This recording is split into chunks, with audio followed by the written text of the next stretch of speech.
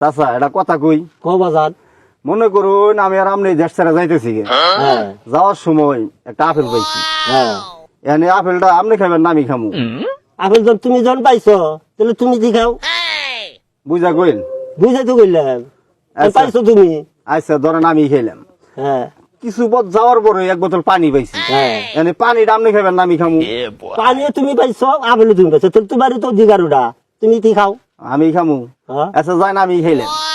মনে করেন আর একটু সামনে গেছি একটা মুসি আইছে হ্যাঁ এই মুসি গোয়া হিলিয়ে দিব তাহলে কার গোয়া হিলাইব আপনারটা হিলাইব না আমারটা হিলাইব আপেল খাইলে তুমি পানি খাইলে তুমি তাহলে গুয়া কাঠ দিয়ে নেবো তাহলে তোমার দিয়ে নেবো আচ্ছা যাই ওই গোয়া আমারটাই হিলাইলো মনে করেন আর একটু সামনে গেছি হ্যাঁ এনে একটা ভাল্লুক বয়ে রয়েছে হ্যাঁ এই ভাল্লুকে মনে করেন যে একজন হুকা মারবো হ্যাঁ এন কার হুকা মারবো আপনার মারবো না আমারে মারবো